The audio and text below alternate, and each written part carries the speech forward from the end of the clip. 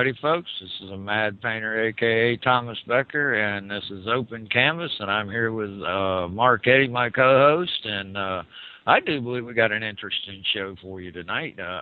We have a return guest, and I think you're going to really enjoy it. I do want to remind you all that we are listener-supported, and to keep bringing you shows of this caliber, we do need a couple of your fiat paper money things. You know, you stuff them in an envelope and put a stamp on them and send them right over.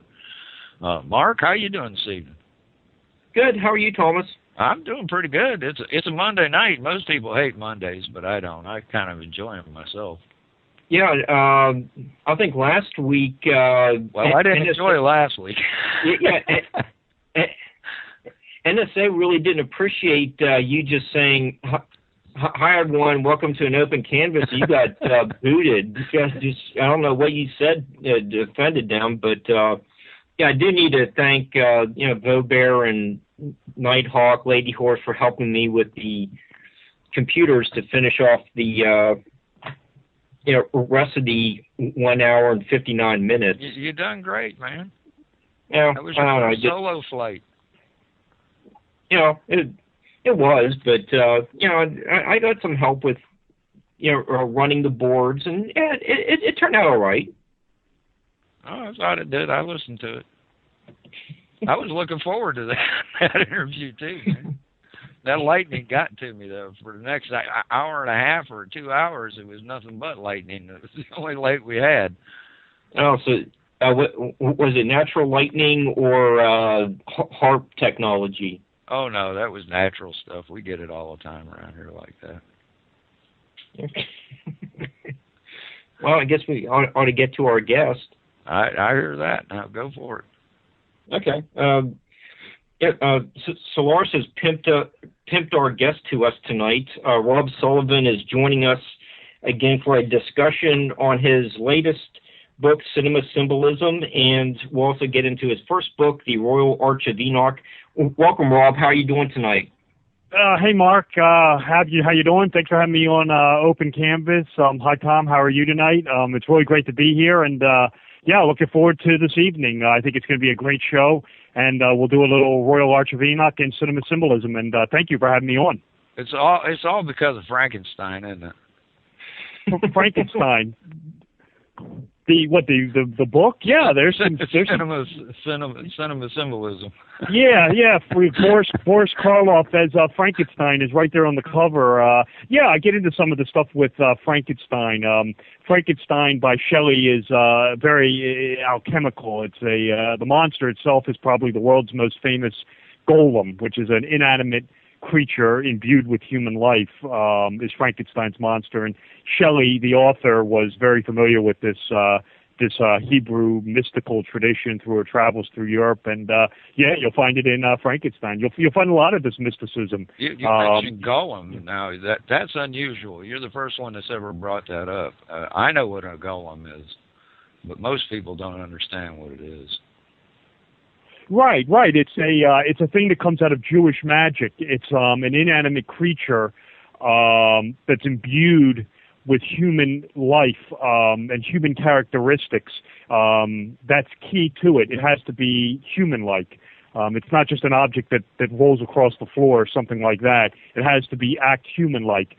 Kabbalistic golems Frankenstein's monster is probably the most famous in history. Other ones, Edward Scissorhands is a Kabbalistic golem.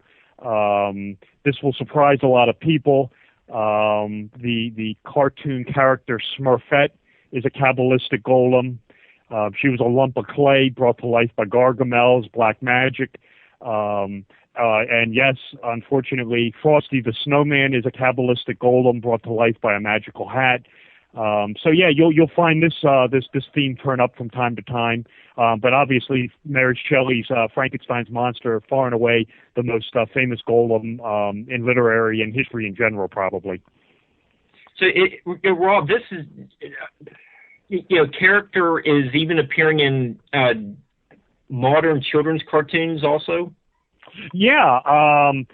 This is something I get asked frequently, and it's really something I'm taking more on. I do get into this in Cinema Symbolism, but I'm doing a whole expose of some of the Walt Disney material in Cinema Symbolism 2, which is actually a book I'm writing right now, which is Cinema Symbolism sequel.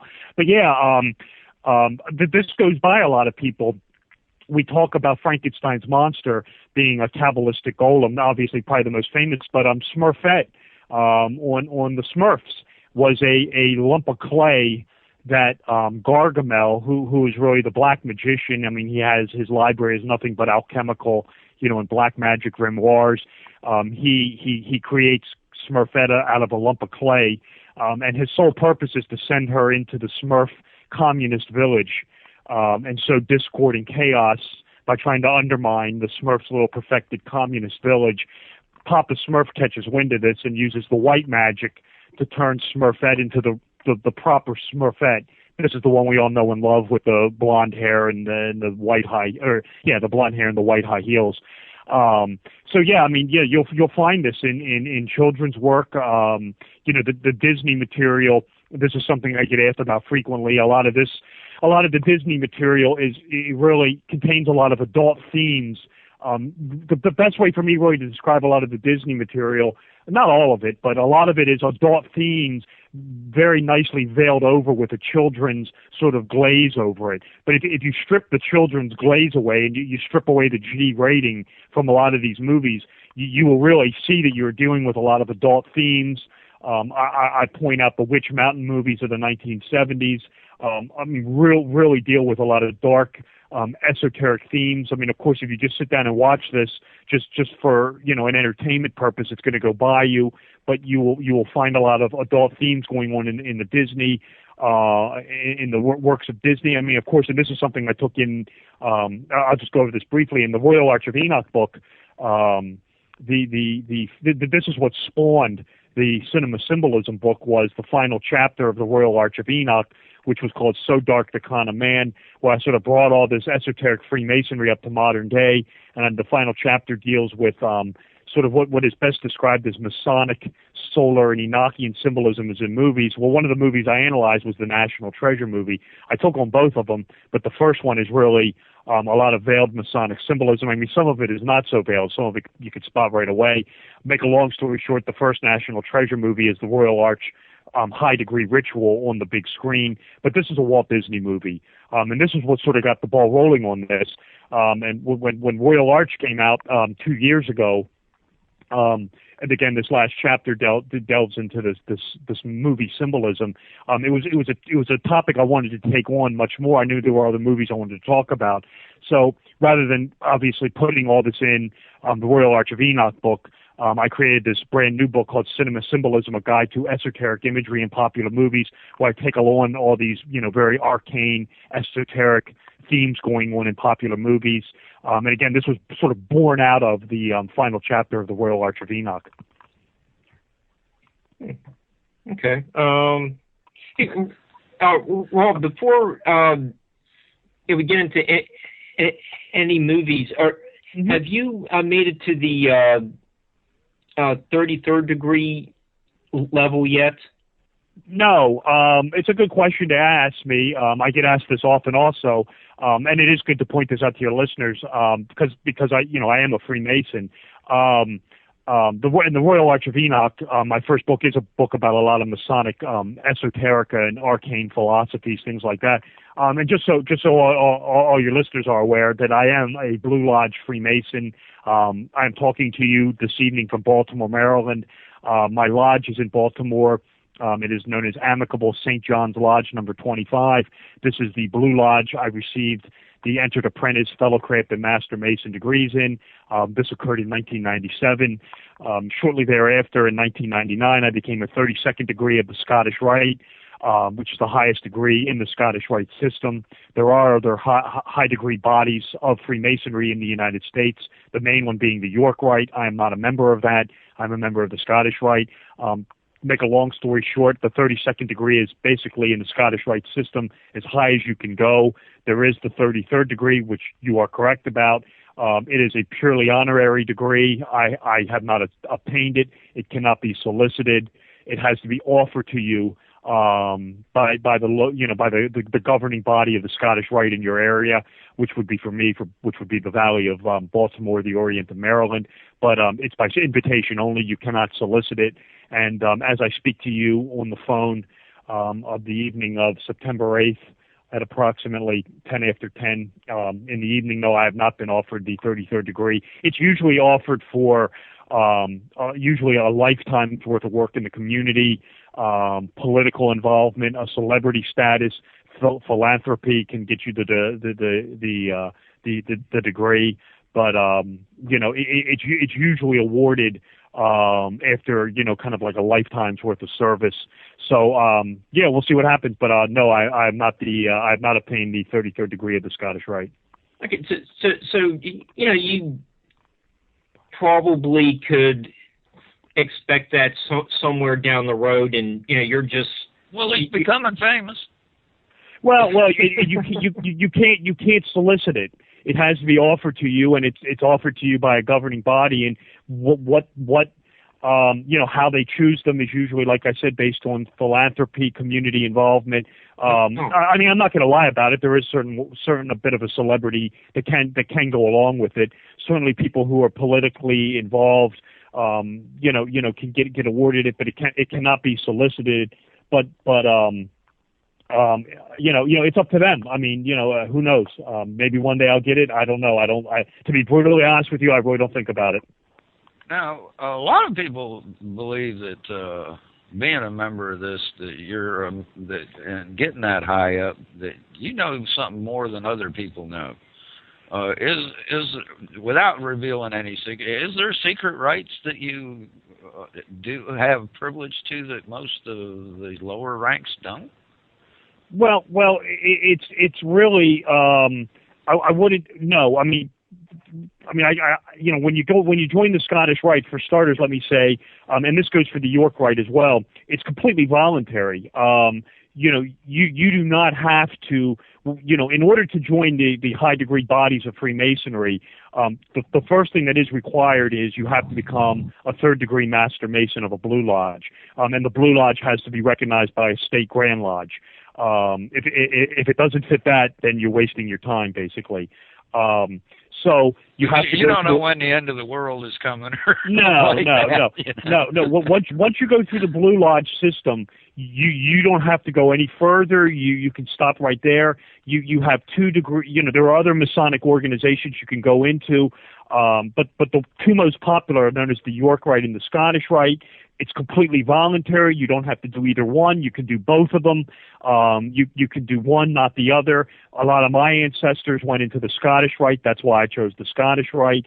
But it's really basically the higher degrees continue the story of the Blue Lodge. The rituals and the biblical, and the mysticism of the Blue Lodge, the story continues in the higher degree bodies. I think they're very important. In fact, of course, the Royal Arch of Enoch, the real theme of that book is centered around this one particular high degree rite known as the Royal Arch Ceremonial, the Royal Arch of Enoch. In the York Rite, it's called the Royal Arch of Zorobabel. In the Scottish Rite, it's called the Royal Arch of Enoch or Solomon.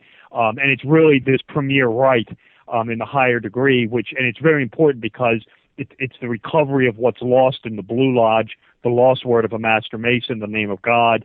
And it's really this higher degree ceremonial that is really a lot of the symbolism, the philosophy, the arcane mysticism is coming out of this particular degree ceremonial, I guess is the best way for me to describe it. I mean, I wrote a 700-page book on it. If you want to watch this ritual on the big screen, look no further than the National Treasure movie, the first one, which is the Royal Arch Ritual. It's the recovery of the Masonic treasure beneath the Holy Ground, which is the movie where Nicolas Cage finds the Masonic subterranean vault with all the treasure in it beneath the Holy Ground in New York. Very interesting place to place it in New York City. There's a reason for that. But the Royal Arch Ritual is the same thing. It's the recovery of the treasure vault. on the Temple Mount in Jerusalem, which is the holy ground. So if you want to see this ritual on the big screen, look at the National Treasure movie. But unfortunately, no, the higher degree bodies do not know the end of the world or anything like that. I think they're very important, though. I was just trying to make a point, Oh, no, it's all right. Really, y'all don't know anything more than the rest of us. I mean, you're not a secret organization that plans on ruling the world and taking over everything. And not to my knowledge. I mean, I would say this. I never met one that was bad. Well, I've been involved with it since 1997. I've been involved with the Scottish Rite since 1999. I've never seen anything in my involvement with them that has led me to believe that any of these organizations are taking over the world or are hell-bent on mind control or telling people how to live their lives. In fact, it's somewhat the opposite. The orders are very, individualistic. There's a requirement of a belief in a supreme being, but as long as you're an outstanding, as long as you don't have a criminal rap sheet a mile long, I mean, basically you'll be welcomed with open arms. If you're an atheist or agnostic, you probably wouldn't be interested in joining anyway. But I've never seen any evidence of anything like this. I mean, I know, when you have an organization that is as large as this, and a lot of the, presidents of the United States come out of this, and it's very important, and it definitely shapes and formulates opinions that people have, and it's a very influential organization. I guess the point I'm trying to make, but it's really more the opposite. It's really the society influencing the individual, and the individual acting on the principles and morality of Freemasonry than it is of Freemasonry as a body dictating to people what to do. And I guess another thing I should point out is it is a secret society. I do believe it does have secrets that are trying to be transmuted through these rituals. Things like Gnostic ascension, death and reawakening, sort of finding out your place in life. That a lot of these rituals are trying to convey. But, you can craft the argument that perhaps the meaning behind the ritual is lost. This is something that the Royal Arch of Enoch really tries, or my book, the Royal Arch, really tries to put forward, is really the arcane underlying philosophy behind a lot of these rituals that unfortunately is lost today in the modern Blue Lodge system. So basically, this was another motivating factor of me writing the Royal Arch of Enoch, was for me to to explain, some of the real esoteric and arcane philosophies and mysticism coming out of things like the Renaissance, Kabbalah, carried forward into the Enlightenment, concepts of, death and reawakening, finding yourself, finding out your divine purpose, your place in this world, what you were put here to do, affect positive change in the world. This is sort of the teachings that the rituals try to effectuate in a person, but the meaning gets lost in the modern times. But in the book, I try to resurrect a lot of this arcane mysticism from that Freemasonry is carrying forward from these ancient mystery school traditions. Wow, now that was a good explanation. Mark, thank you. You said you got. Rob. Last week our guest Mike Sparks, recommended that office holders shouldn't be allowed to be a member of a secret society. You have people like Jefferson, Franklin, George Washington being Masons, and right. they helped the country to grow out of its infancy. Do you find that there's a conflict of interest, or have times changed so much since Jefferson's time that maybe it's not a good idea? So I'm just kind of contrasting last week's guest with your opinion.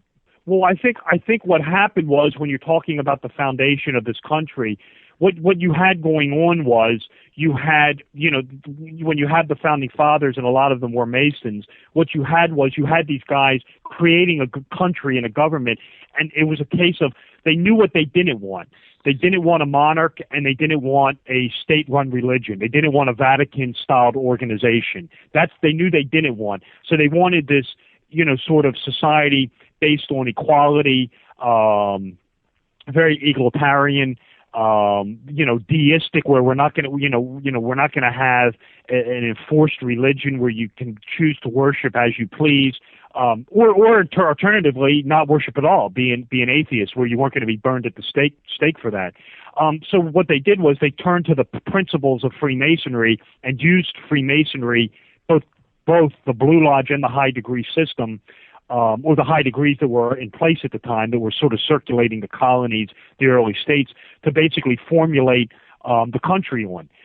I see no negative influence whatsoever, but people see these guys using Freemasonry as this tool to nation build, and they think it's this demonic, evil, Freemasonic influence, where it's the exact opposite, where the formulators are being affected and are very impressed with Freemasonry, and are using it to formulate the new country. I see nothing wrong with it. Washington was very proud of his Masonic membership, so was Franklin. Unfortunately, Thomas Jefferson was not a Freemason. He gets lumped into this group sometimes. There is absolutely no evidence. I would have no problem with it, but there is no evidence that Jefferson was a Freemason. I thought he was. No, there is a belief out there. He gets mixed in with the Illuminati and the Freemasons. He definitely is influenced by Illuministic doctrines through his time as the ambassador of the United States in Paris. There is little doubt of this. He probably was very aware of Masonic influence. If he was a Mason, if he joined the Blue Lodge in the United States, we would have record of his membership. We do not. There is some talk that perhaps when he was ambassador in Paris, was when he was the United States ambassador to Paris, that he was initiated into a Masonic lodge in Paris, and that somehow these records got destroyed during the turmoil of the French Revolution. That's possible, but unlikely. So Jefferson, we don't know, but he clearly was influenced by Masonic / Illuminati doctrines. In his writings, he talks about Anna Weishaupt, so we know he's at least influenced by it. But yeah, you got guys like Washington, Franklin, a lot of the signers of the Declaration, the creation of the Constitution. You will find a lot of Masonic principles embedded in the United States Constitution. You will find the federal district, the architecture, again, reflects a lot of and incorporates a lot of Masonic principles. The guy, and I've been asked this before, I'll just go over it briefly here. The guy who really in the United States picks up the Masonic mantle and uses Freemasonry as a vehicle to formulate the new nation, and this was when the nation was really fledgling, was a man named DeWitt Clinton. He is a former mayor of New York. He's a former governor of New York, and he is really the guy who is using Masonry, and specifically the high degrees, as a way to formulate and effectuate policy and decision making over state lines. He is very important. He has been written out of the United States history books. He is a very important character. I talk about him very extensively in Royal Arch of Enoch. I am also writing right now another book on Freemasonry, and I'm doing a whole thing on DeWitt Clinton again, because he is just such an important character in all this. And again, he is really the guy after the death of Washington in 1799 who really is using Masonry from about 1800 up until around 1825 during the time of the Morgan affair, who is using Freemasonry and its tools, its symbols, and its principles to craft the new nation, for lack of a better term. Okay. Hey, Rob, we have a couple questions in the chat room from Change Me. Are Skull and Bones Freemasons? And they also want to know if the Illuminati are Freemasons. I'll start with Skull and Bones first. Skull and Bones are not Freemasons. Skull and Bones is a secret society at Yale University. It's a college fraternity. It is better known as the Russell Trust. It is founded in 1832 by a man named William Huntington Russell, who traveled Europe and was very influenced by a lot of esoteric Germanic Masonic lodges, which were sort of holdovers from the old Bavarian Illuminati, and were incorporating this other high-degree system of Freemasonry known as the Rite of Strict Observance. He was influenced by this, and he comes back and creates Skull and Bones at Yale University. It is very Masonic-like, but it is not Freemasonic. It has no allegiance. If it was Masonic, it would have membership dues that would be being paid to the Grand Lodge. So let's see, it's New Haven, Connecticut, I want to say, is where Skull and Bones is. And that means it would be under the protection of the Grand Lodge of Connecticut. It is not. So it is Masonic like it is not free. It incorporates a lot of Masonic traditions and rituals and a lot of Masonic overtones. But no, it is not Freemasonry. It is not aligned to the State Grand Lodge of Connecticut. I want to say that's where it is. It may be Rhode Island. I'd have to go look. But it would if it was Masonic, it would fall under the aegis of one of those two state Grand Lodges. Yeah, it's New Haven, Connecticut. It's Yale University.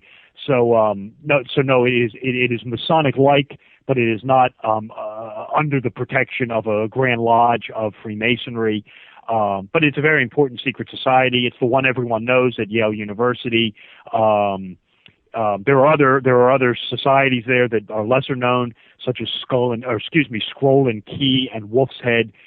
Those are other Skull and Bones fraternal orders at Yale that get lesser known. It's very influential. Of course, everyone knows that you have William Howard Taft, the president. He was Skull and Bones, and of course, most recently, Bush 41 and his son Bush 43 were both Skull and Bones. There have been other people involved with this. Organization that are very influential. Of course, Bush 41 also is a former CIA chief, and Skull and Bones basically births the CIA intelligence apparatus. A lot of the intelligence services are born out of secret societies. This is all very well documented. Skull and Bones, CIA comes out of Skull and Bones. The FBI is born out of Freemasonry with FDR and J. Edgar Hoover, who were both Freemasons. The MI5, MI6 incorporate a lot of mysticism coming out of John Dee and Rosicrucianism. German intelligence, same thing. So yeah, the service industries, the espionage industries, are born out of a lot of the secret societies. And another figure involved with all this, a lesser-known figure, I'm in Baltimore, Maryland. One of the founders of the Russell Trust was a man named Daniel Coit Gilman. He is the first president of Johns Hopkins University, the medical school, very, very well known in Baltimore, Maryland, probably not on a national level, but he's a Skull and Bonesman. Johns Hopkins, Skull and Bones, there's a very strong nexus there. With the premier medical school, and of course Skull and Bones being the secret society. The Illuminati I assume you were talking the Illuminati of Adam Weishaupt and Xavier Zwack of May the 1st, 1776. Again, very Masonic-like. By all accounts, a Jesuit counter-reformation organization. It attracts it's very Freemasonic-like, incorporates a lot of Masonic overtones. A lot of Freemasons join it. By all accounts, of the Illuminati of Bavaria of 1776 goes out of business after the wars of Napoleon. So it definitely intertwines with Freemasonry. There is little doubt of this. You will find an Illuministic influence upon the United States in the early days, and again, this is carried forward by this guy named DeWitt Clinton, who is accused of being in the Illuminati, but of this group in America known as the Colombian Illuminati. DeWitt Clinton is actually labeled as being in charge of this thing.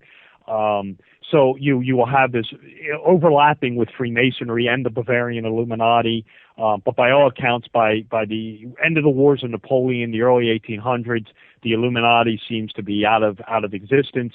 But a lot of their philosophical and political doctrines are carried forward by people. DeWitt Clinton is clearly, you will find this in the early days of the United States with people like DeWitt Clinton.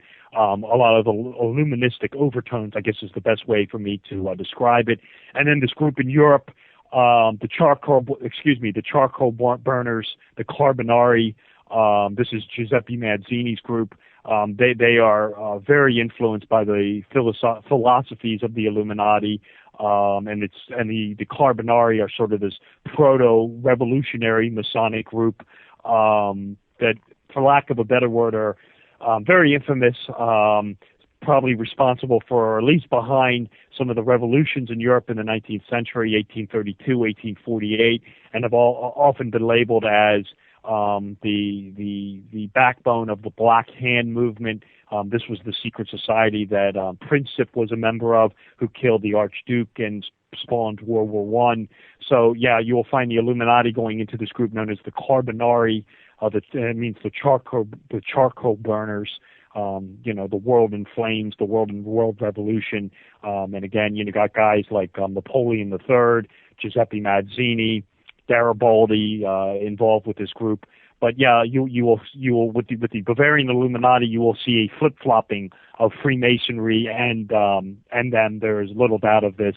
But by all accounts, the Bavarian Illuminati seem to be out of business. Some people will tell you they're still around, but seem to be pretty much out of business by the early 19th century at any rate. Wow, that's pretty wild. We have another question from Thunderbird in the chat room. He says, since you're in Baltimore, what can you tell us about John Paul Jones and the Freemasonry and the Naval Academy? Yeah, the Naval Academy, John Paul Jones was a Freemason. He is generally regarded as the founder of the United States Navy. He is buried over in the Naval Academy in Annapolis. He is a Freemason, generally regarded as the founder of the United States Navy. Of course, his flagship, the Bonhomme Richard, the Poor Richard, is named after Poor Richard's Almanac, which was written by another Freemason named Benjamin Franklin. You will clearly see a clear Masonic influence upon John Paul Jones, confirmed Freemason, friend of Benjamin Franklin, and is buried not too far from where I'm sitting in Annapolis, Maryland, at the in a vault at the Naval Academy. Is he the one that said, "Damn the torpedoes, full speed ahead"? No, I don't know if he said that. I know his famous line or something to the effect of, it was with the Serapis. It was the battle with the Serapis, and I think the guy said, the commander of the Serapis, I cannot remember his name right now, shouted out, "Are you ready to surrender?" And something to that effect. And I think he said back, "I'm not begun to fight." Oh, can't that's remember what it was. Yeah. Yeah, can't remember the exact not yet exchange. begun to fight. Yeah, I can't remember the exact exchange. I know he had but some kind of famous phrase. Yeah, something to that effect. It's interesting. John Paul Jones was buried in an anonymous cemetery in Paris, and he was lost to history. And actually, we're digging up a road, I want to say, in the early 19th century, the early 20th century, and they found his body. And in Paris, and he was identified, and the body was shipped from Paris to Annapolis, Maryland, and he was reinterred in the Naval Academy in a vault. It's a very impressive crypt, very reminiscent of Napoleon Bonaparte's crypt in Paris. And I want to say it was dedicated. I think the president at the time was Theodore Roosevelt, who was also a Freemason. I think he presided over the ceremony, but I'd have to go check that out. Wow, that's interesting. Mark, you want to tackle the next question? Because that one confused me. Yeah, I think this is another one from Thunderbird, and I was meaning the bottom one. It's the question is about Rob. Could you expand upon being from a Catholic colony of Maryland, and is there the Jesuit Catholic influence on the United States history and the hidden agenda? And I guess that right. Your answer could probably include Charles Carrollton. Yeah, that's right. It's not Charles Carrollton. It's the Carroll family, though. Oh, okay. You will have a clear Jesuit influence upon Freemasonry, and it really comes into. I talk about this in the book. I talk about this in the Royal Arch of Enoch book. Where with the high degree system, this is a question I could really spend the rest of the show talking about. So I'm going to do my best to condense this in a reasonable amount of time. But to make a long story incredibly short, you have the Blue Lodge of Freemasonry coming together in 1717 in England. The Jesuits, as part of the Counter-Reformation, formulate the higher degrees in the early 1740s. It's really a long story, but it's a vehicle. The Jesuits at the Council of Trent were charged with the destruction of the Protestant Church, destruction of England. Anything Protestant was to be dealt with extreme prejudice. So you have Freemasonry becoming popular. It's just coming out of England. It's non-denominational. It's very Protestant. So let's destroy it completely. And of course, the Jesuits are Europe's spy masters. So it's of course counter espionage, counter-terrorism, for lack of a better word. Not blowing up buildings, but they try that also. With the Guy Fawkes thing in 1605. So they create this high degree system of Freemasonry.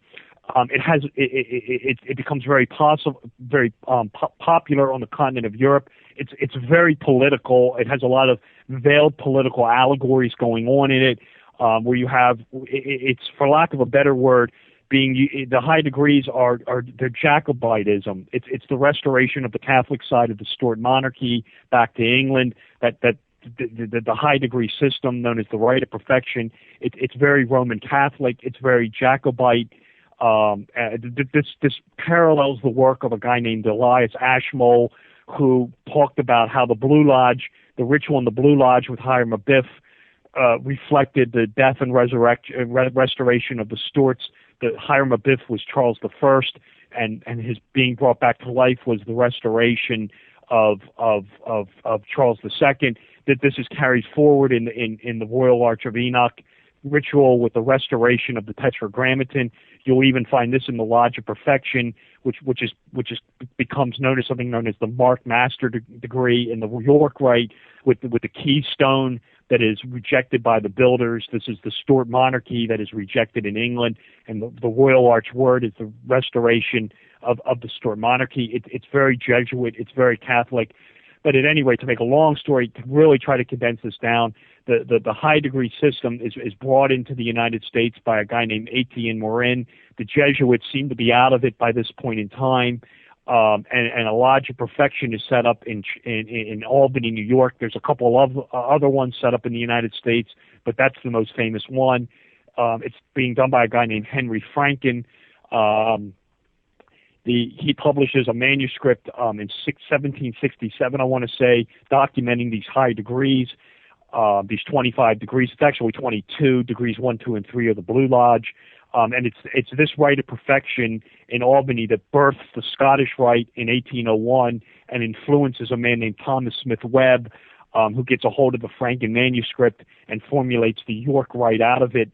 It's very influential on him. That this has been well documented. Other influences on Webb are, of course, like Lawrence Dermont's Ancient Monitor, William Preston, Chevalier Ramsay, James Anderson, and it's basically this higher degree system that becomes the York and Scottish Rite, and it has this very Catholic Jesuit theme to it. But when you get into Maryland with the Catholic, the Calverts, you will even find this in the Blue Lodge, where in Blue Lodge Freemasonry, where you have Charles Carrollton being the only Catholic signer of the Declaration of Independence. His cousins are the brothers Daniel Carroll and John Carroll. These guys are very important. Daniel Carroll was a Freemason. It's his land that the federal district in Maryland was built upon, Washington, D.C. Daniel Carroll is a very influential Freemason. He's a signer of the United States Constitution from Maryland. And his brother, John Carroll, is a Jesuit priest. He's the first archbishop in the United States. And, of course, this is the Masonic Jesuit connection as to why you have Georgetown University. John Carroll is the founder of the Jesuit school. And, this is sort of this secret, esoteric homage linking the Freemasons and the Jesuits. You will find Georgetown University forever locked inside the Freemasonic district of Washington, D.C. It's Daniel Carroll and John Carroll, the two brothers, the one the Freemason, the one the Jesuit. And, of course, you will find the Jesuit school founded by John Carroll forever locked inside the the Free Masonic Federal District as sort of this, esoteric nexus of the Freemasons and the Jesuits.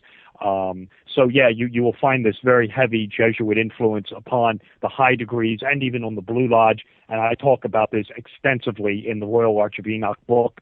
But I'm just condensing the answer. I could go into this for literally the rest of the show, but that's the answer in a nutshell. I got a question now that's probably going to slow you down quite a bit. What started you interested in this particular subject? What, with the Masons? Yes, sir. Yeah, well, my journey for the book really began when I was an associate student at Oxford in 1992, 1993. I was always interested as a child growing up in things like, mysticism, unexplained mysteries. In the 70s, the show In Search Of with Leonard Nimoy was always one of my favorites. So I'd always had an interest in the subject matter. I come from a long line of Freemasons in Maryland. A lot of my grandfathers and great-grandfathers were all Masons, past masters.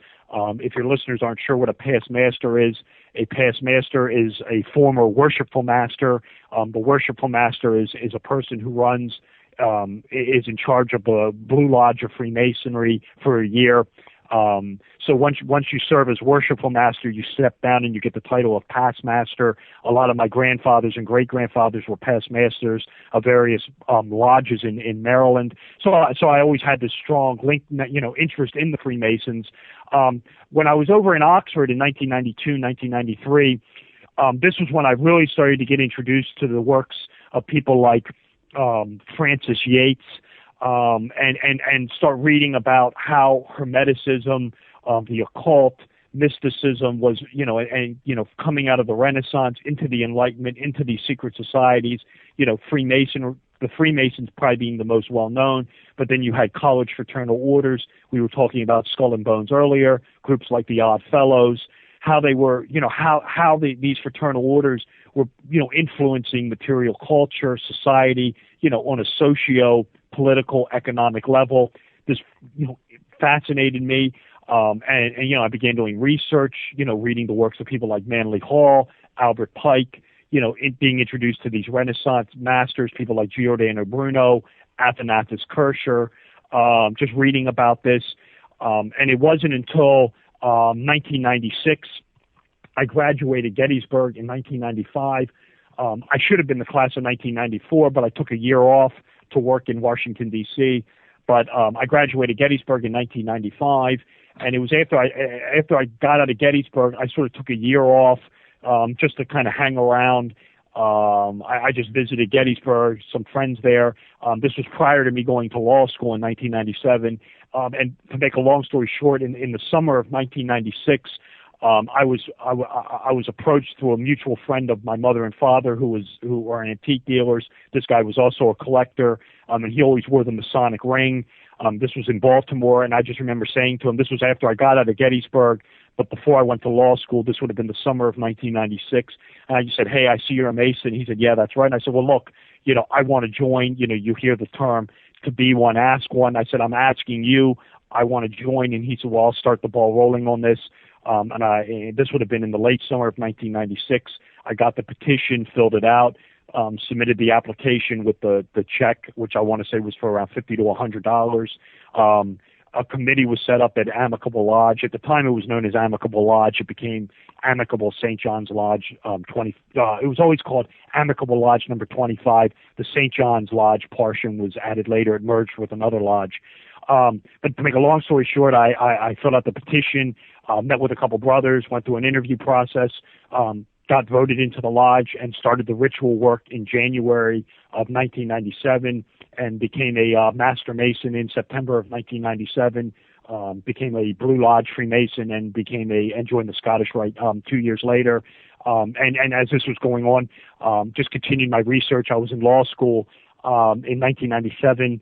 It was right when I went to law school. I came back to do the third degree ritual, and then in 1999 during a break, when I was at law school, I had classes at a limited portion at that point. So I was able to do the Scottish Rite system in 1999, and did that became a 32nd, I want to say, in October of 1999, and was just continuing to, go to law school, but doing some work on the side with my book, and, just continue doing the research. And with the book, pen to paper was really started around 2005, and the book was published in 2012. But just to it's something I was always interested in, and so you and your listeners know, I come from a long line of Maryland Freemasons. My father is not one; it skipped over him. But a lot of my grandfathers and great grandfathers were all Masons, and some of them were actually past masters of their lodge. Awesome. Yeah. Rob, in movies like National Treasure, you're talking about which was an awesome movie, by the way. Yeah, it is focusing on the Enoch ritual, right? And your book, the Royal Arch book, covers all these. Rituals and the steps of becoming a Mason and the history. Do you have to worry about revealing too many secrets? And can you get in trouble for this? Basically, it's a great question to ask me. I've had numerous Freemasons read the book, and there's no problem with this. The best way for me to answer this is if you're a Freemason and you're writing a book about Freemasonry, if you're talking to history, the symbolic interpretations, things like that, that's permissible. There have been other Masonic authors who have all gone into this and said, what can you write about? I mean, the truth be told, a lot of this stuff is a matter of the public record. The ritual books can be found in public libraries. Certainly, I know if you Google this material, you will find it online. Make a long story short, if you're a Freemason like I am, what they frown upon, the stuff that can kind of get you into trouble, is sort of sensationalizing it for your own purpose. I mean, as long as if you have they don't want you kind of like sensationalizing it, or making stuff up to serve your purpose. If you're talking the legitimate history, Masonic influence, the interpretation of the rituals, Masonic history, its philosophy, where it comes from, that's all fair game. This is all in the Royal Arch of Enoch book.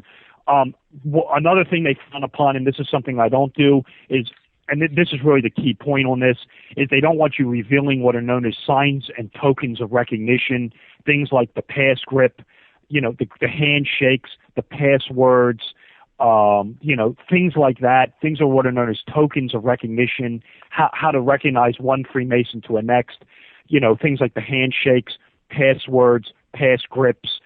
That's the stuff they don't want you talking about.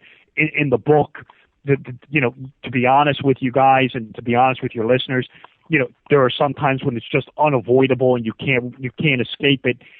What I chose to do in that instance is, if I had to write down a password or a secret word, I just wrote the initials down. That's as far as I took it, and I basically would put a footnote down saying, here are the initials. I'd put the initials in the text with a footnote saying, I am forbidden to write down what this word is, but here are the initials. If you Google this, if you do a modicum amount of research, you will find out what it is, but I'm not going to write it down, but I will put the initials down. That's basically as far as I take it. By and large, the Masons who have read it, I have not, I would say the response has been overwhelmingly positive. I am speaking at a Masonic lodge in Rhode Island next month, which I was invited to by one of the brothers. I've been invited into Masonic lodges to speak from people who have read the book and had no problem with it. I have, to be honest, I have received a couple of the lone emails from Masons. They're very few. I want to say maybe 2 or 3, saying that they thought I reviewed, or revealed too much. There is controversial aspects of the Royal Arch of Enoch book. I do not deny this. Chapter 3 has some very controversial doctrines in it. I don't back away from this, and I do at the end of chapter 2 sort of issue a warning or an apology, saying, look, what you're about to read is controversial. it's not my intention to upset anybody, but, just to present the facts as I know them. And, if you're going to disagree with that, that's fine. But, just allow me to at least present the facts as I found them. But by and large, the reaction to the book has been overwhelmingly positive. And that's a good thing. It's not without controversy. That's true. But by and large, I would say the reaction to the book among Masons and non-Masons has been very positive. Well, that's great. Do you want to let everybody know where they can find your books? And I really appreciate that, Tom. If you like what I'm saying and you're interested in what more, I have 2 books out. The Royal Arch of Enoch, The Impact of Masonic Ritual, Philosophy, and Symbolism, and my brand new book, which is less than 2 months old, called Symbolism, A Guide to Esoteric Imagery in Popular Movies. Go to my website. The easiest way to do that is go to www.robertwsullivaniv.com. My name is Robert W. Sullivan IV. So my website is www.robertwsullivan with 2 L's, IV, that's the letter IV.com. From there, you will click a link to buy the book. It's right on the home page. There's also a page called Buy Rob's Books. It's all in the upper right corner of the page. You can buy signed copies right now of Royal Arch and Cinema Symbolism through my publisher. It is in the ebook, Kindle, the Nook, the Apple iBookstore. There are links there from my website to buy it on Amazon, the ebook, the Kindle version, the Nook version, on Barnes & Noble, and it's in Apple's iBookstore. If you go to my website, you can find all my social media, Facebook fan pages for all my books, a Twitter feed. I'm on Twitter. This is all constantly updated. I have a YouTube channel where you can go watch videos I produce talking about this subject matter, listen to other radio shows I've been on talking about the same subject matter. Again, Facebook like pages, a Google Plus page if you want to add me there. This is all, all off of my website, www.robertwsullivaniv.com. Go there, links to buy the book, information about me, videos you can watch, all there. Buy the signed copies through my publisher, Kindle, Nook. All my books are on the ebook format, so you can start reading them immediately. Again, just for the last time in this hour, www.robertwsullivaniv.com. My 2 books are the Royal Arch right now as we speak. Yes, that's all. Okay, I think about 3 or 4 minutes before the sure top of the hour break. I have one really quick question for you, and then we can get into a little bit longer question. Is Vaubear the secret name of God? Is who? Vaubear. Oh God. Not to my knowledge. Okay, I'm trying. Okay, and the second trouble is what you're gonna do. the second question is, being, we can get into being there in the second hour, but since you've been on Shirley MacLaine's show, did she give you any behind the scenes information about the making of that movie, the symbols used in it,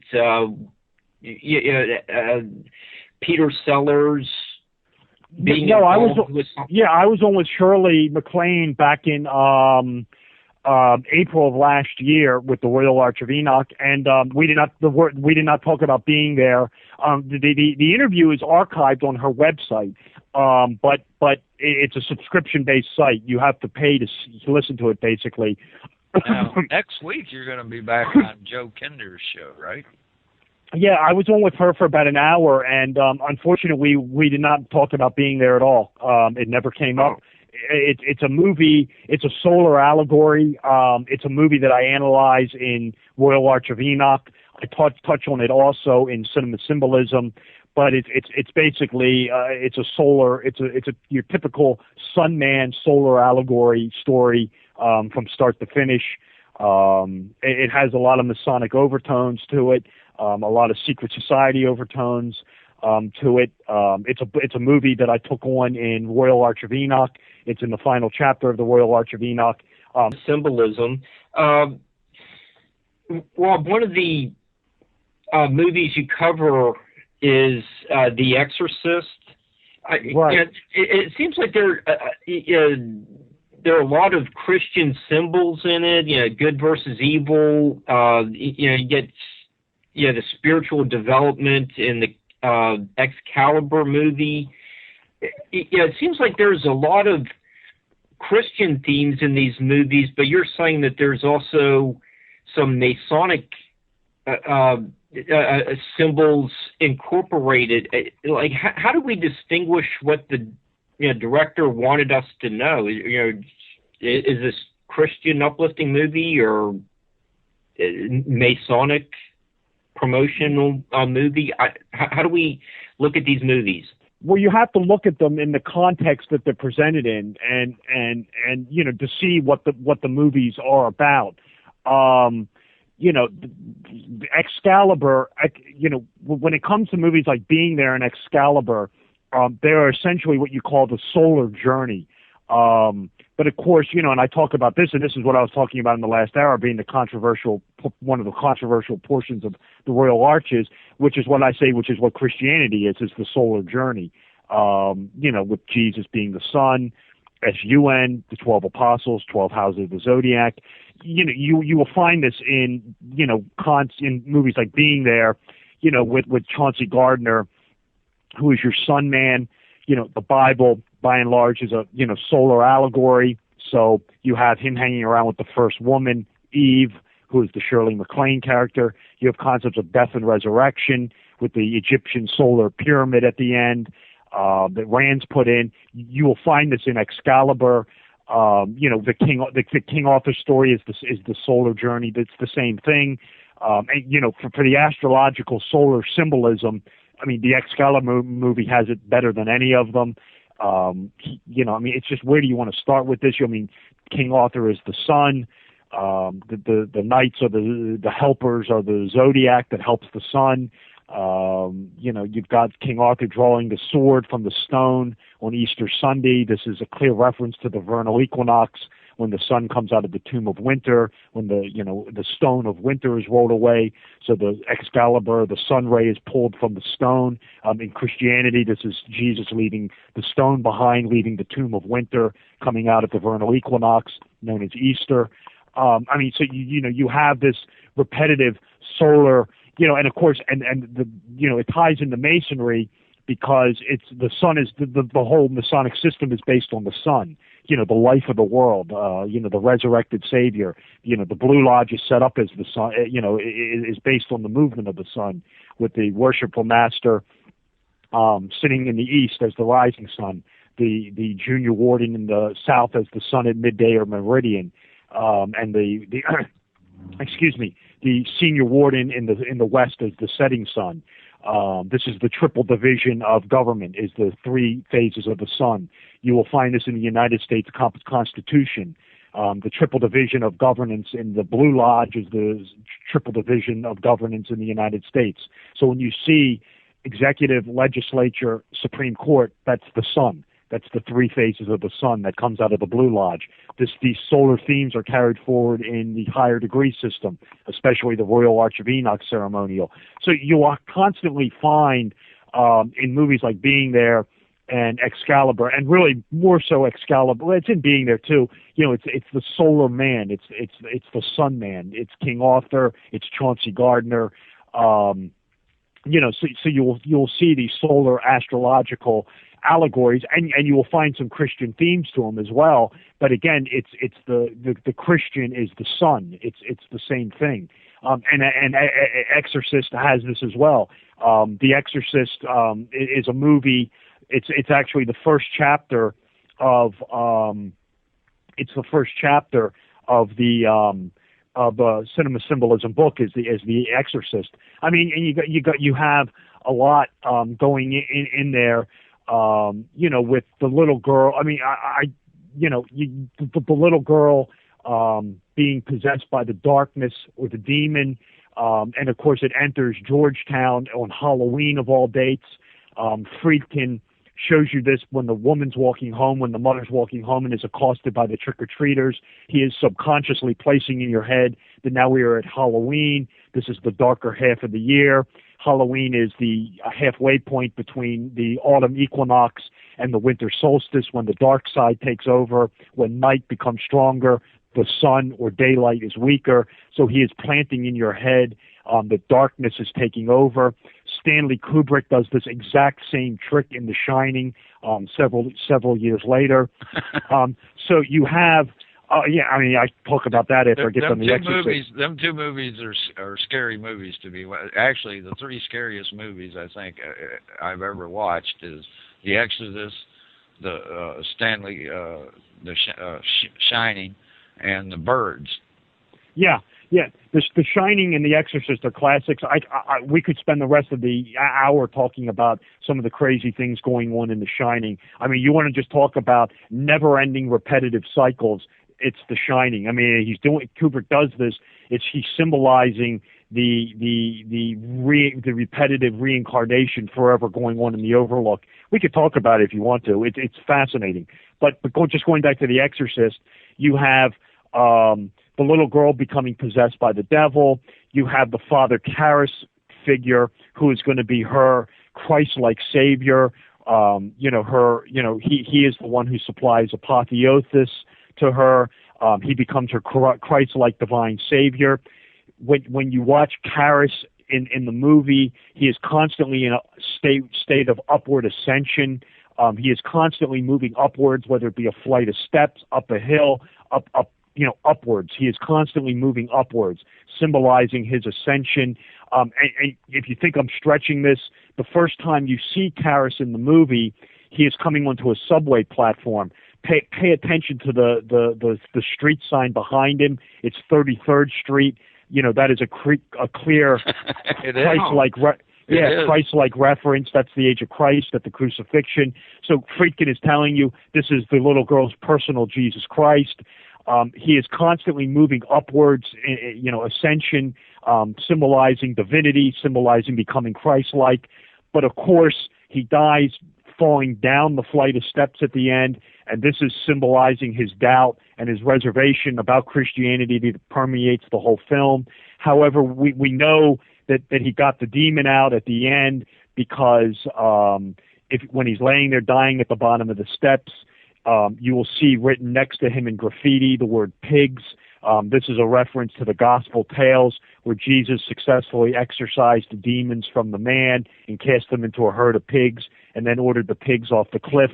So you'll know that the exorcism was successful by by that word written there. And you'll see it as clear as day. It's a reference to the gospel tale of Jesus exorcising the demons from the man into the herd of pigs. So we know the exorcism was successful. So you'll see that going on in The Exorcist. And you'll even find after Karras ascends with the number 33 behind him, when he enters his mother's apartment, a few scenes later, you'll see the word quit spray painted in graffiti outside her doorway. And again, this is symbolizing his doubt about Christianity that, again, is overhangs the whole film.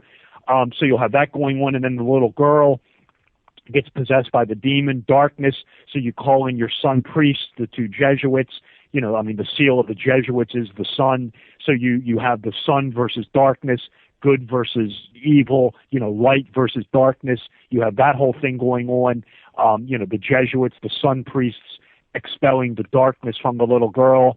Friedkin does a great trick with you in this movie with the scene at the Behringer Clinic when Chris McNeil, who is Ellen Bernstein, is sitting around the table talking to the doctors.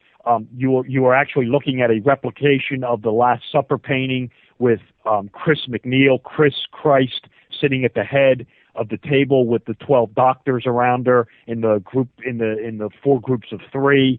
This is paralleling the Da Vinci painting.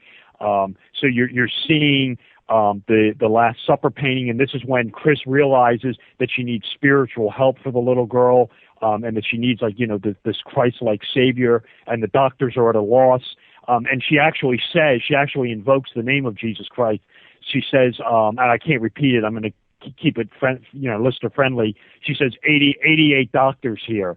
Well, in Greek gematria, which is the assignment of letters to numbers, the number 888 is Jesus Christ, so she invokes Jesus by using the number 88.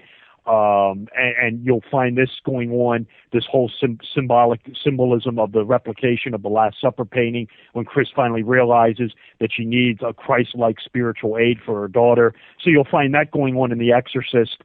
The whole, The Shining.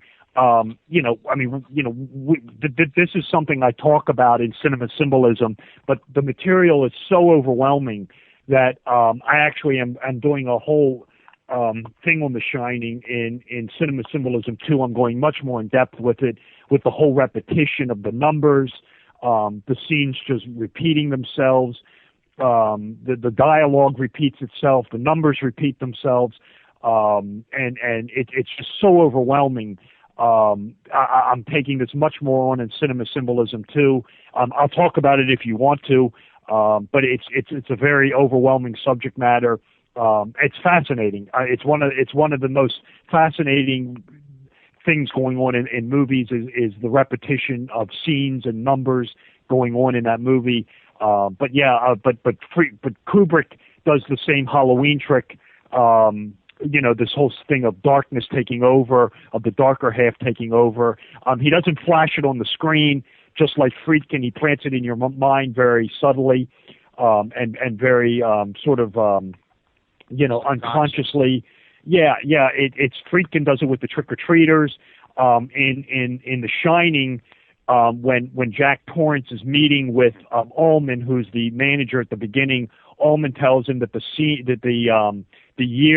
the Overlook's year runs from May till October 30th. He says that's the last day, is October 30th.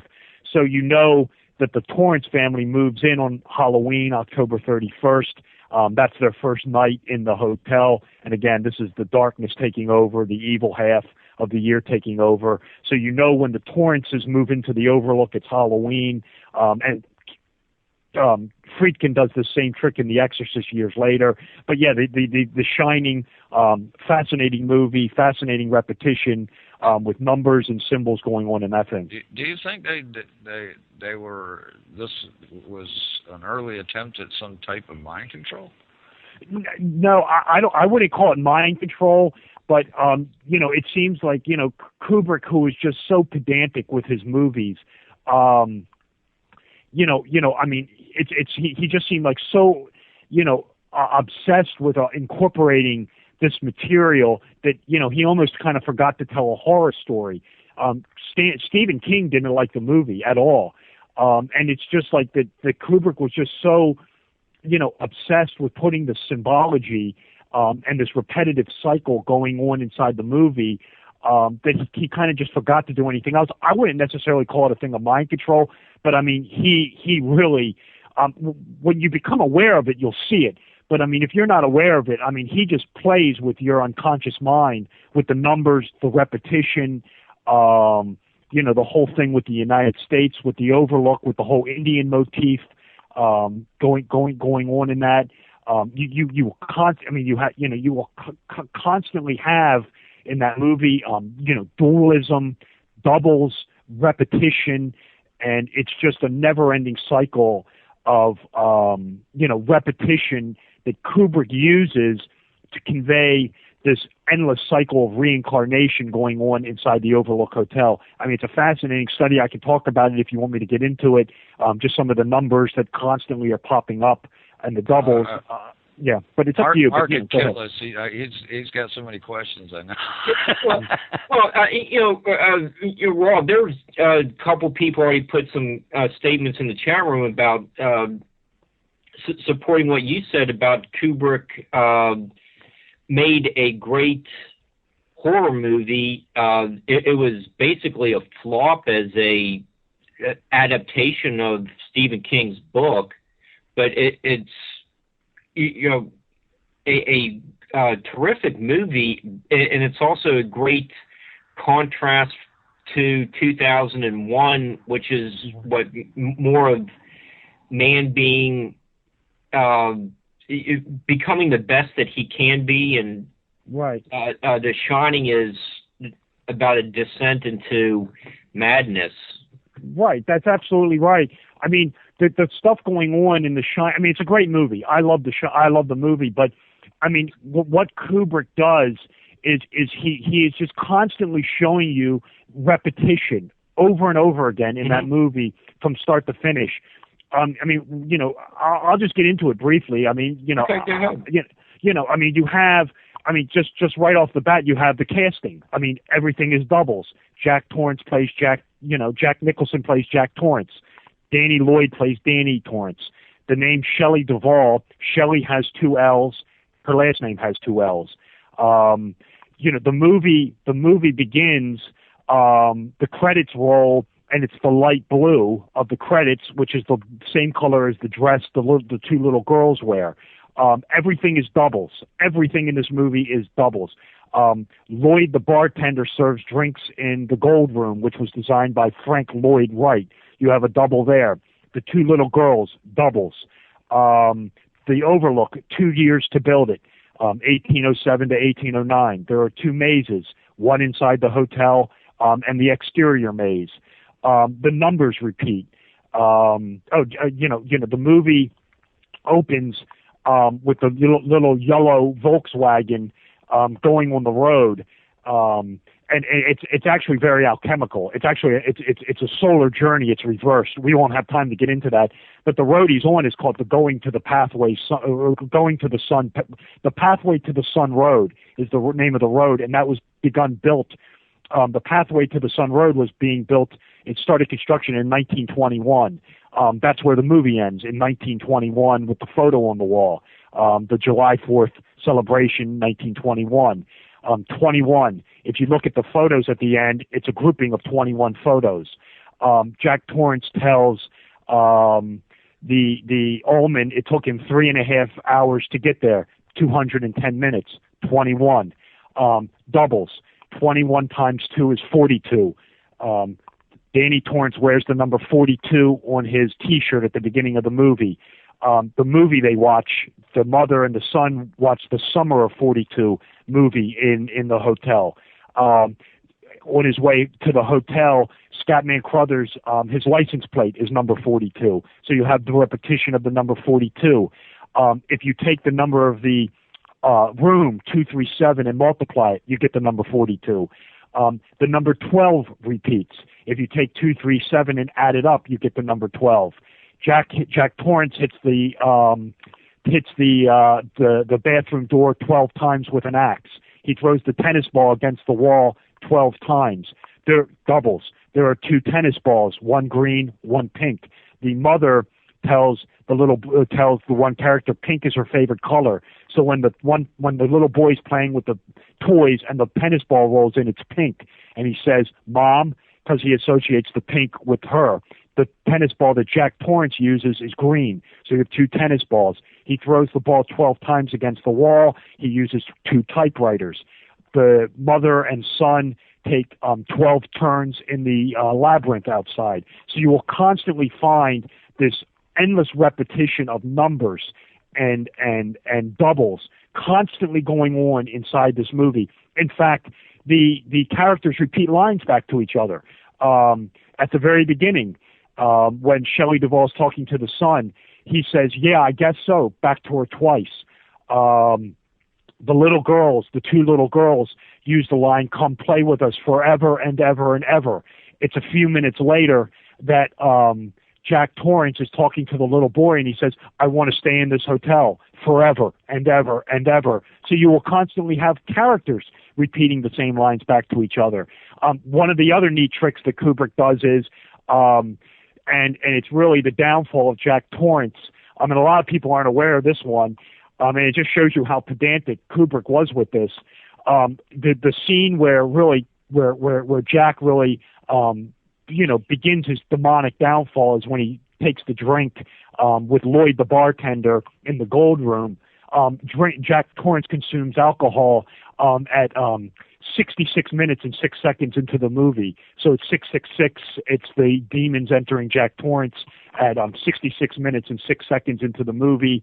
So you have that going on there. But yeah, the Shining is just one endless cycle of repetition, numbers, lines being repeated, doubles, dualism, constantly shown to you in that movie. Just an endless cycle of numbers, doubles, and repetition going on inside The Shining. Well, you also have Jack and Lloyd, the bartender, talk about Portland, Oregon, or Portland, Maine. That's right. You have that being mentioned, Portland, Oregon, and Portland, Maine. There are only two African Americans in the movie: Scatman Crothers and Larry Durkin, who runs the car dealership where he gets the snowcat from. So yeah, I mean, you have the other good one is the newscast. When Shelley Duvall is making dinner, it's the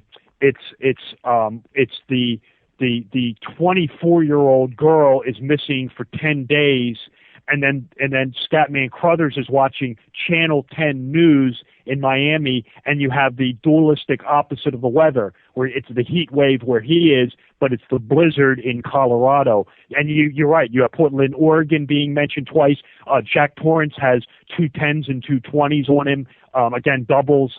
That's another one. So yeah, I mean, it's just an endless repetition cycle of doubles, numbers going on inside that movie. It's a fascinating study. I mentioned it in Royal Arch of Enoch, in Cinema Symbolism, but I'm going much more in depth with it in Cinema Symbolism too. Yeah. Also, when you started discussing, breaking The Shining down, you were talking about the interview. Nicholson is in the little office, and you have one of like Ullum's it's like a secretary or sidekicks who looks a lot like Jack. Well, you have also with Ullman and the Overlook, you constantly have the never-ending use of red, white, and blue, to symbolize the United States, to symbolize the American flag. Ullman, when he meets with Jack Torrance, is wearing red, white, and blue. When you meet Danny Torrance and Wendy, they're wearing the red, white, and blue. This is the American patriotism, the dark side of American patriotism. The Overlook Hotel is the United States of America. Ullman has the little American flag on his desk, and he has an American eagle, a carving of an American eagle behind him on his windowsill. And you're told, of course, the Overlook is built on an Indian burial ground, symbolizing the United States being built on the American Indian nations. So you will constantly have the characters running around in red, white, and blue. In fact, they actually tell you this when Danny Torrance and Wendy Torrance are about to enter the maze, who are also wearing red, white, and blue at the time. Wendy Torrance says to the son, the loser has to keep America clean, meaning the loser, she actually refers to the hotel as America. She says, loser has to keep America clean. The little boy repeats it back to her. They're wearing red, white, and blue. They run by a couple trash cans with American flags on them. And then you have the whole motif of the Overlook symbolizing the United States, the opulence, the dark side of America being built on the American Indian reservations. Thus the hotel is built on the American Indian burial ground. And you have the weapons of choice symbolize the conflict. The baseball bat carried by Wendy, symbolizing the great American pastime. The baseball bat, and of course Jack Torrance uses the Indian tomahawk, the axe, to try to kill her. So you have, even with the weapons, America versus the Indians. That goes on as well. The dualism, the Indian, United States versus American Indian. Definitely a theme present in The Shining. Cool. Okay. Let's see. Where else could we go? Another thought I had was I read in another study of The Shining that some of the rooms were designed with, the gold room had certain colors. Some of the other rooms had colors. I guess Kubrick was really into reading Poe at the time too, and Poe has one of the first stories of a multiple personality like William Wilson. So that right. Well, that may fit in there somehow with all, this analysis you just gave us. That's just really fascinating. Well, you also have in The Shining, and it's a complicated subject matter, but I'll just go into it briefly. We won't have time for it because I'd have to give you a ton of background. But you also have an alchemical theme going on in The Shining, which is for Jack Torrance. Alchemy is a very popular theme in movies, and when I say alchemy, I'm not talking about people trying to turn base metal into gold, although the godfather of the alchemical movies is Goldfinger, where he tries to do just that. But you have when I say alchemy, you're talking about things like transition of the self, and this is very symbolic, and this comes into play with colors and color usage. And some of the colors you need to be on guard for when you're dealing with concepts of transition of the self are white, yellow, red, and black. And of course, the Shining, it's too long to get into, but you'll find this, the gold room, the yellow, the red, the blood flowing down the corridors at the end. A lot of the color red pops up, especially if it's sporadic and it's very noticeable. In The Shining, you'll find this. The snowcat is red. The room key to 237 is red. You will find this very distinct in the movie Black Swan with Darren Aronofsky, his use of color, symbolizing alchemical transition. And for Jack Torrance, it's alchemical transition as well, where he basically turns into a psychopath. So the alchemical transition, and for him, in some movies, the alchemical transition is enlightenment. It's Gnostic, it's Gnosis. You'll find this. It's really not so much of alchemical, but it's achievement of self-revelation. You'll find this in The Wizard of Oz, Alice in Wonderland, The Lovely Bones. But then you have this concept of, like anti-gnosis, or dark essentio, transition into a darker person. I mean, it's the Jekyll and Hyde story, basically. And for Jack Torrance, it's the transition into psychopath. In Black Swan, it's the transition basically into a bird-like demon, where she actually turns into this demonic creature through alchemy, through magic. So alchemically, you'll find this theme in The Shining as well, and you'll find this with color schemes going on in The Shining, and really, with red, with Kubrick's use of red, with Kubrick's use of gold, things symbolizing anti-gnosis, anti-enlightenment. Jack's downfall, he becomes this anti-sun, anti-enlightenment character in the Gold Room, based on the architecture of Frank Lloyd Wright. And again, Lloyd the bartender, you got that dualism going on. You'll find that in there as well. Well, there was also, I mentioned William Wilson, but I also forgot to mention Poe's The Mask of the Red Death, I guess, was an influence on the color schemes of those, ballrooms. Well, yeah, it's the the color red really, from an alchemical standpoint, is sort of finality of the process.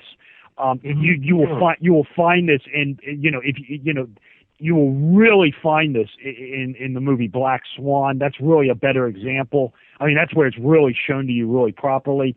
You'll find it in The Shining as well, with the color red popping up, symbolizing finality of Torrance's psychopathy.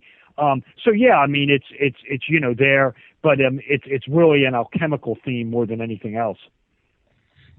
Okay, and then you were also getting into Danny's rocket ship sweater. What's the meaning behind all that? Yeah, well, then again, we talk about color schemes and solar references, and that's again alchemical with the Apollo 11, Apollo being the sun god. But yeah, I think I know what you're asking me here, and I'll get into it. And it's not something I wholeheartedly buy into. And I got to give credit. It's not something I came up with, but it is an interesting point. And I think I may have been talking to you about this on another show, but I do get asked about it. And it comes from a documentary called Room 237.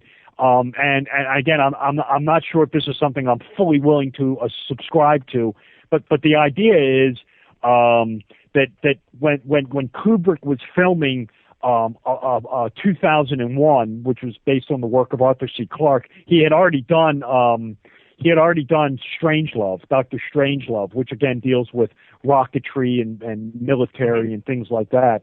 But after he did Dr. Strangelove, he was doing 2001 with, of course, the spaceships in outer space, and he was approached by NASA and the government to stage or film the lunar landing.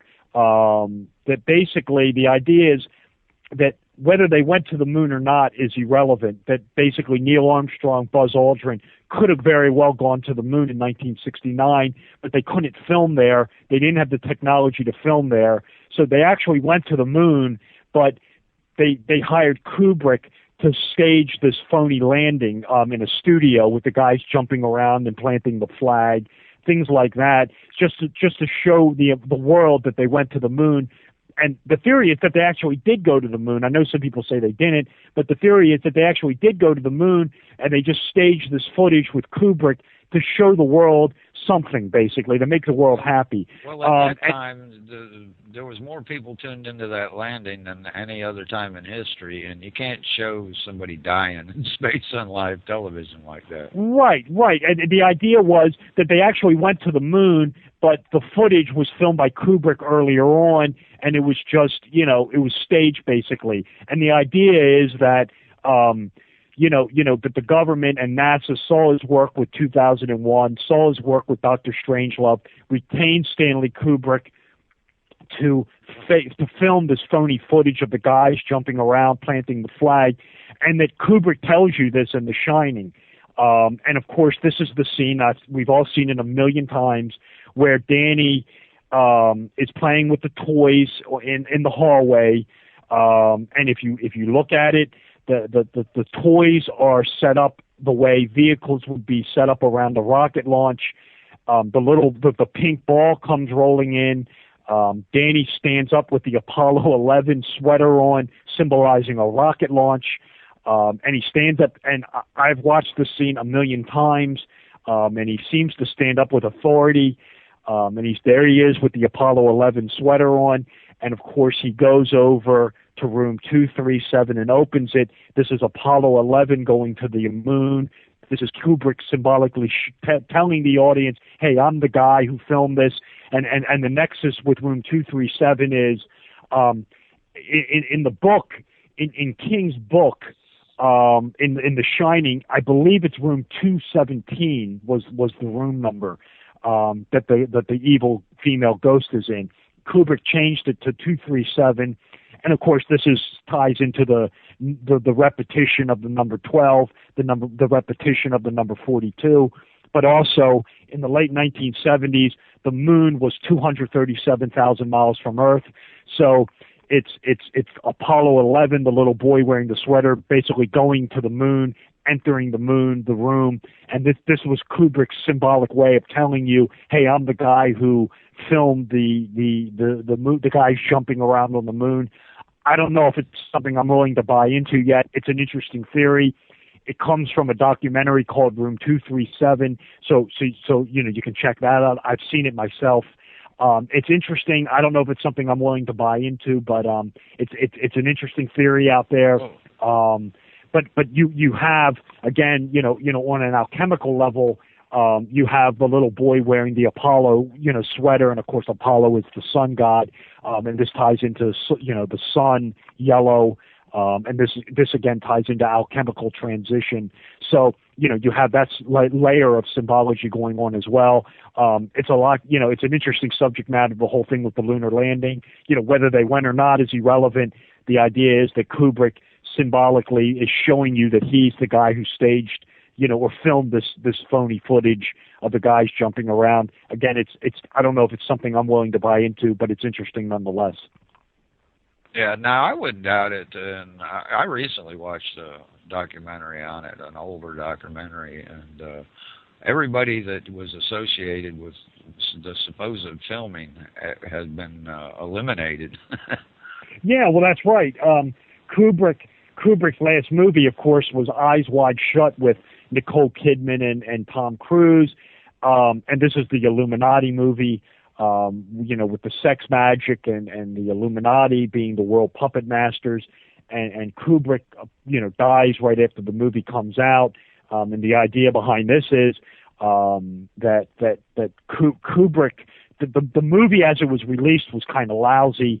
I have it here on DVD. It's something I'm rewatching for Cinema Symbolism 2. I'm doing a whole chapter on the Illuminati in film. And Eyes Wide Shut's one of them, but I haven't watched it yet. I've watched it, but it's been a while since I've seen it. But at any rate, so you are planning a 2. Yeah, no, I'm writing it right now. I'm doing Cinema Symbolism 2 as I speak. I'm actually writing 3 books at once right now. I'm doing Cinema Symbolism 2. I'm doing another book on Freemasonry, and I'm doing my first work of fiction. Those are being written right now. But yeah, I'm doing a section in Cinema Symbolism 2 about the Illuminati in film, and Eyes Wide Shut is, of course, one of them. And the idea is that Kubrick didn't like the way the movie came out. And he had, deleted scenes. He was going to do a director's cut. And of course, he dies right then and after. Warner Brothers never releases any sort of director's cut. And, the story is, the conspiracy is that the footage was ultimately destroyed because it revealed too much. We'll never know for certain.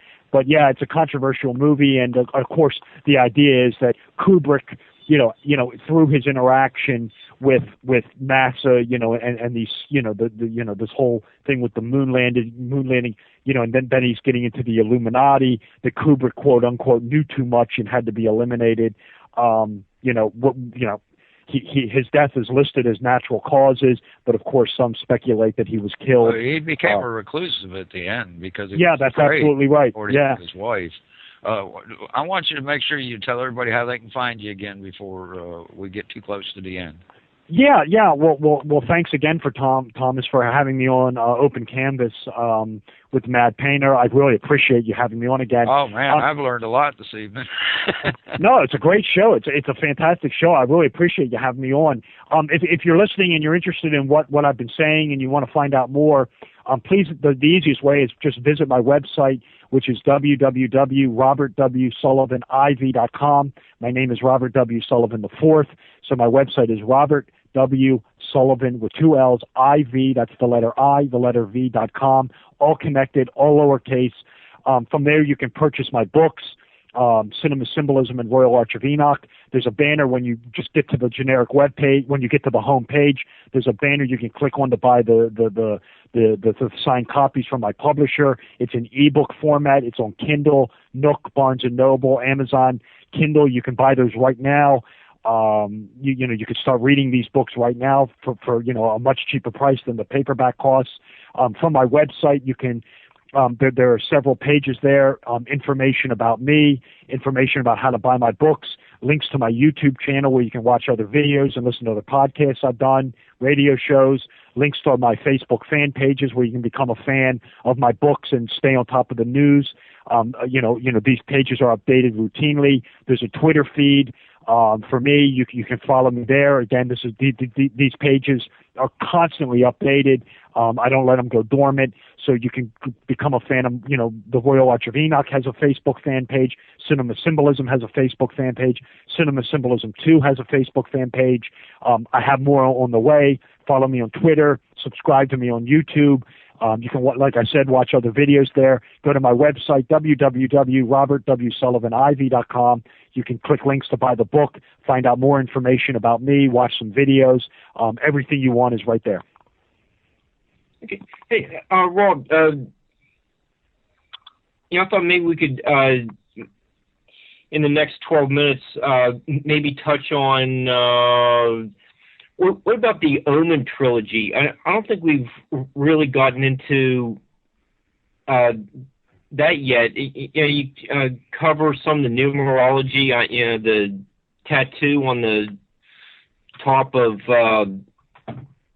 the devil's spawn kid's head. That's one of the first things that comes to mind. But what else is in that movie that I overlooked? Right. Well, with The Omen, this is actually the second chapter of cinema symbolism.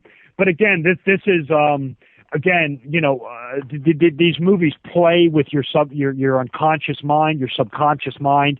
You have a lot of astrological, solar symbolism going on in these movies.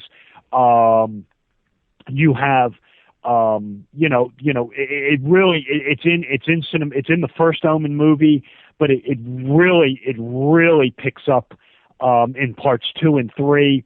I mean, you've got a lot of solar symbolism. You've got, again, a lot of Egyptian symbolism.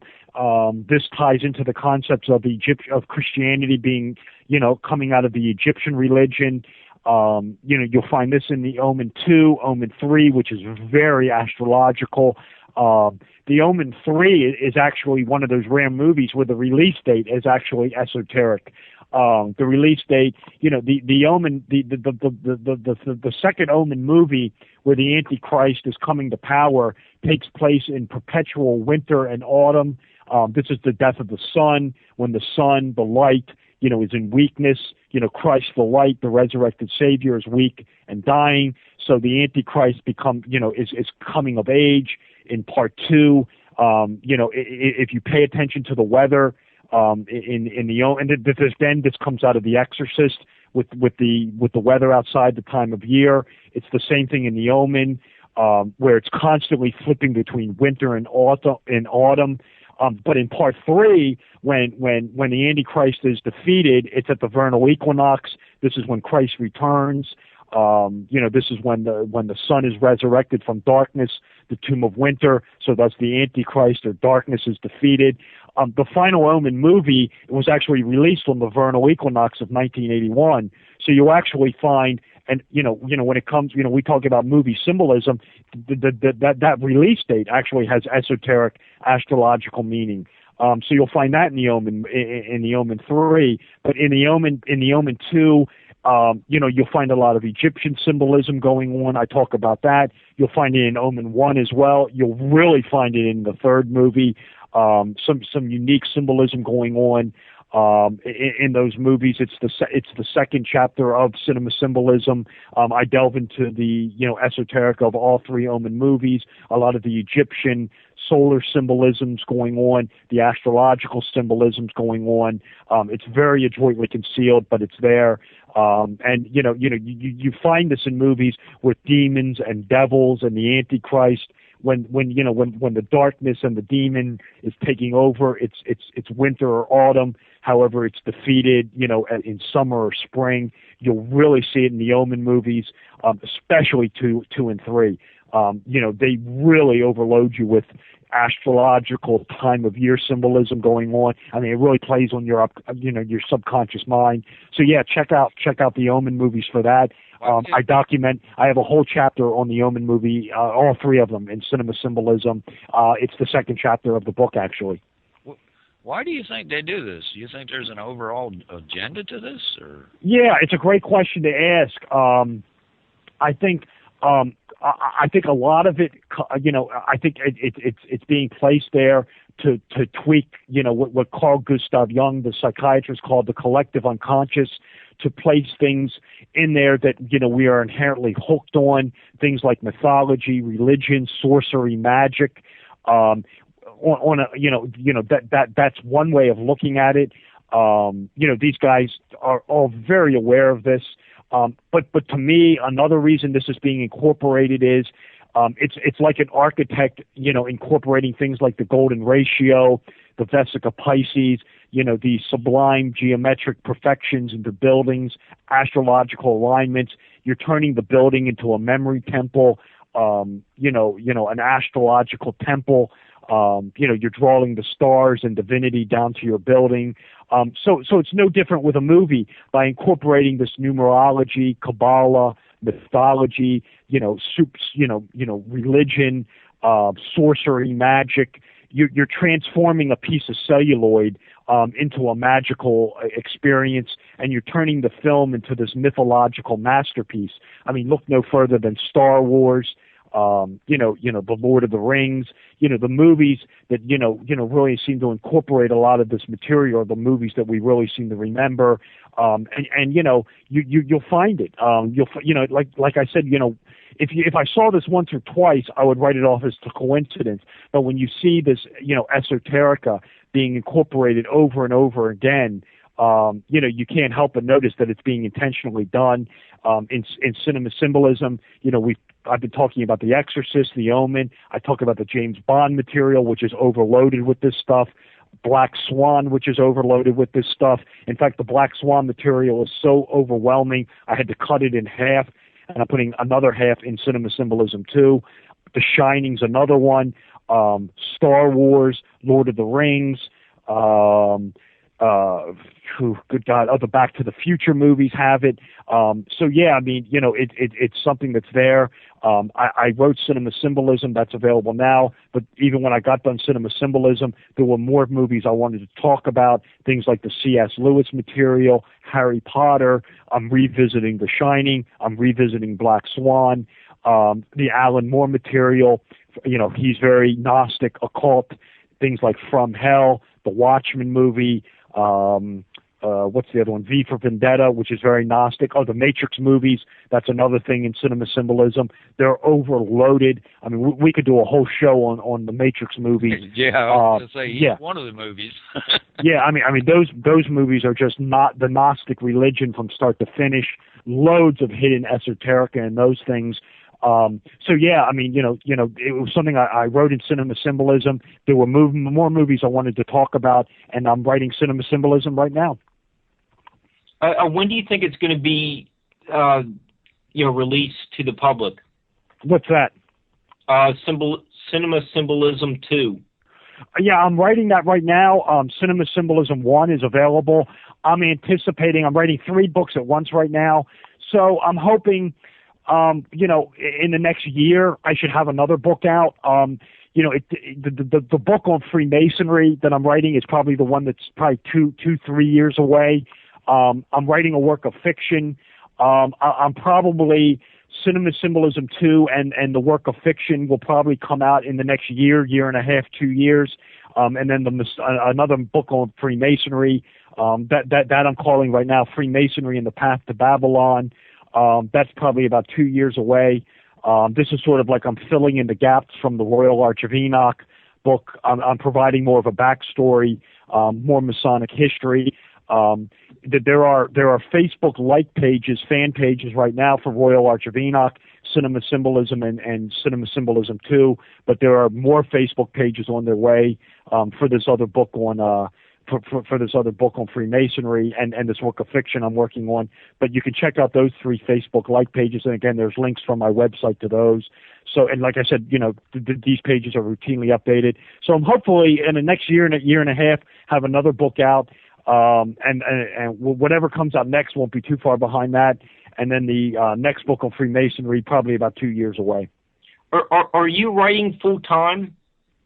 Yeah, I pretty much write full time. I'm still a lawyer. I do some law on the side, but I'm real happy with the way Cinema Symbolism and Royal Arch of Enoch turned out.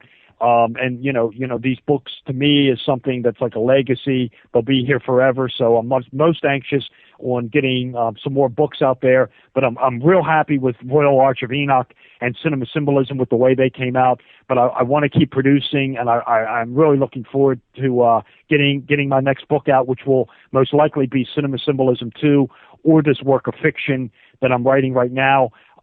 Those should be out probably 6 months apart in the next year and a half or so.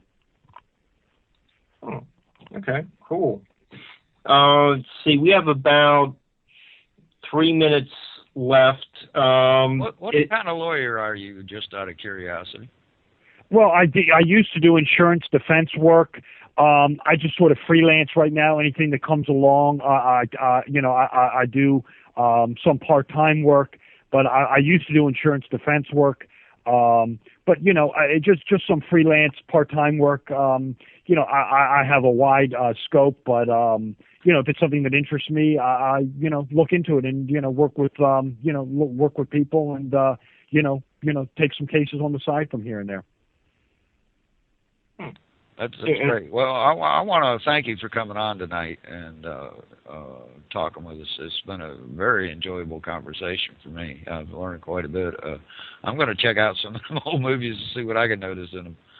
Well, I appreciate you having me on, Tom and Mark. It was great being on the Mad Painter show, Open Canvas, and I thought it was great coming on. I thought it was a great show. I thought it was a great conversation, great questions from the chat room, and when the next book comes out, or maybe when it gets closer, we can preview it. We can do some more esoteric Freemasonry, more cinema symbolism, anything you want. But we did it real well tonight. We did some Freemasonry and cinema symbolism. I thought it was a great show. 2 weeks from Sunday, he'll be on Joe's show on Studio B at 8 o'clock. That's right. I'll be on Researchers Radio. That's right. Yeah, it's 10 o'clock. Excuse me. Yeah, I'm half asleep. It's been a rough day.